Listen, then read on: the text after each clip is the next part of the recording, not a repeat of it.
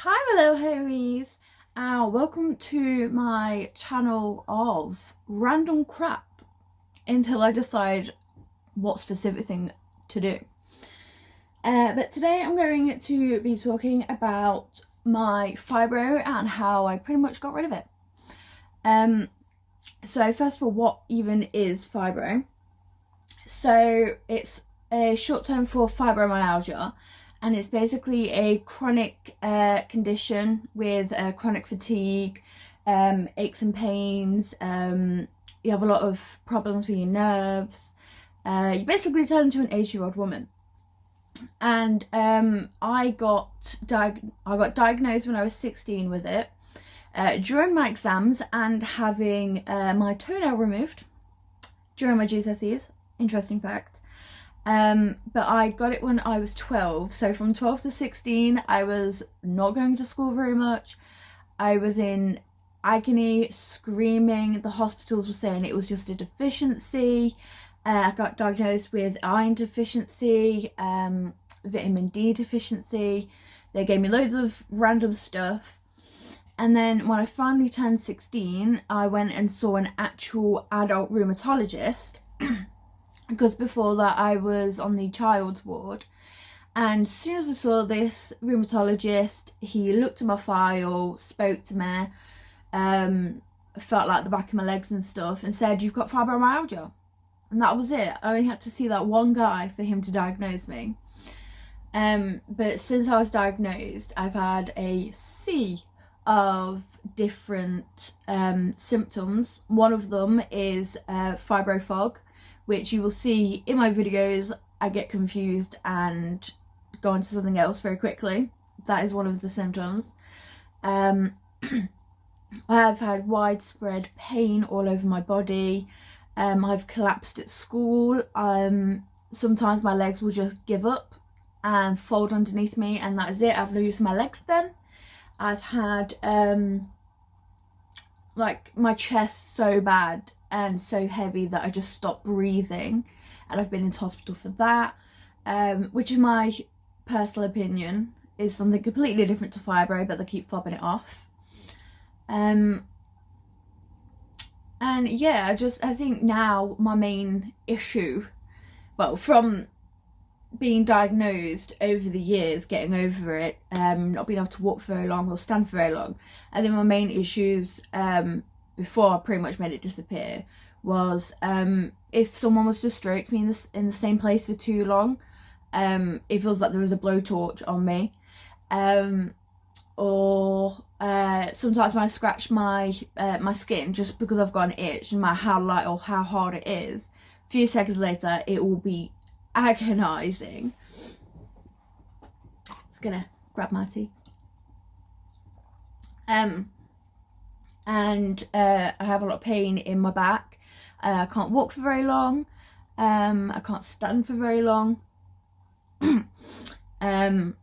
But then, as a lot of you will know from other videos, or if you follow me on Instagram or Facebook, I joined a business called Arbonne, which I'm actually drinking one of the herbal teas right now.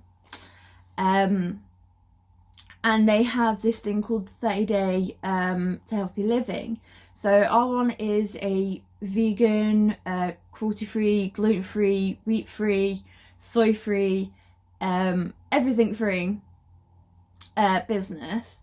And the nutrition from it helps me a lot. So when I did the 30 days, it's using that nutrition. And I was originally doing it just to detox my body. So when your body gets full of toxins, like from stress or from the foods that you eat, think of yourself as a bathtub. So the faucet is filling your body up with the toxins constantly, from everyday life, whether it be from your food or just stress or just everyday life. And if you've got the plug in, your body's just going to fill and fill and fill with toxins. And then when you get too full and the bath overflows, that's when you become really poorly, when you come down with something or something like that. So it was basically, when I first started, it was basically just detoxify my body, get it back to a normal sort of like neutral level where I could start working on my health, and I wanted to lose a bit of weight. So I did the 30-day program and I stuck to it pretty well. I had to be a bit careful because my body does react strangely to different things. So I did the 30 days. I had my milkshakes in the morning. I'd have a smoothie or a milkshake in the morning. Then I'd have like a little snack later on in the day, which was normally like hummus, because you get a recipe book with the 30 days when you do it. And there was a really nice recipe in there for hummus, and I love hummus.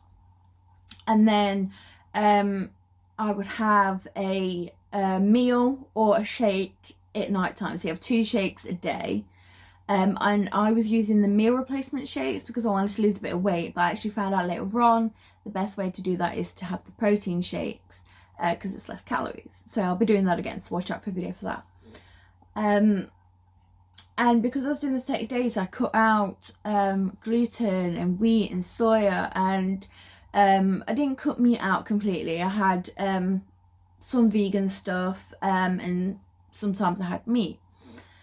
And within a week or 2, you could just see the difference in me.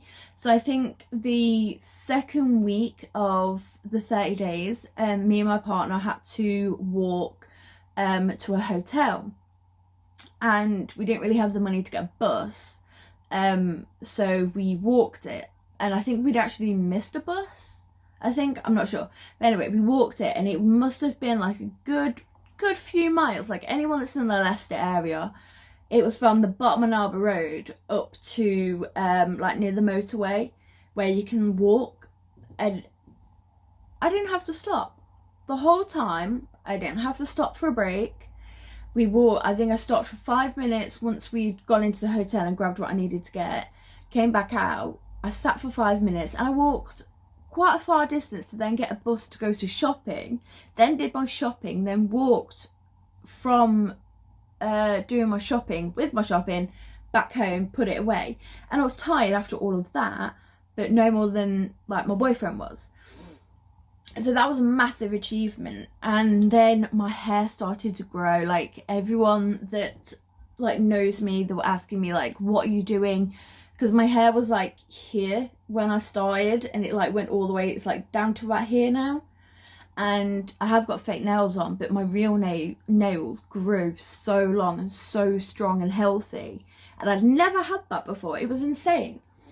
And then a couple of weeks in, obviously we're doing the weigh-ins, and throughout the whole 30 days I'd lost 2 stone. I have put some of it back on, but I lost 2 stone purely from just following the guidelines for the 30 days with no exercise. I think I exercised like twice, but because I pushed myself too much, I then had to be in bed. And since the 30 days, I have continued to stick to it as much as I can. So I still have meat sometimes, still have vegan stuff sometimes. I still have normal bread sometimes, but majority of the time, if it's in my own home, it's gluten-free bread, free from butter, free from pasta, and things like that. And the other day, me and my partner walked 3.4 miles, and that might not seem like a lot to the average person, but I was so unbelievably like astonished that I was able to walk that far, because I'd been in a wheelchair. I'd been in a wheelchair like about 20% of the year, usually when it got to winter, because that's when my fibro got really bad. Because another thing about fibro is your body's very sensitive to temperature. So if I get cold and then come inside, it takes me about 4 or 5 hours until my skin physically feels like a normal temperature. Like I'll be shivering.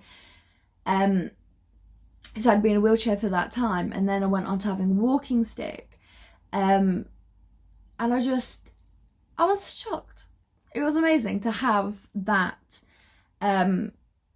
be able to have that independence to be able to walk that far. I still get uncomfortable walking far on my own, just in case I do become ill or collapse or anything, because I was like that for a while.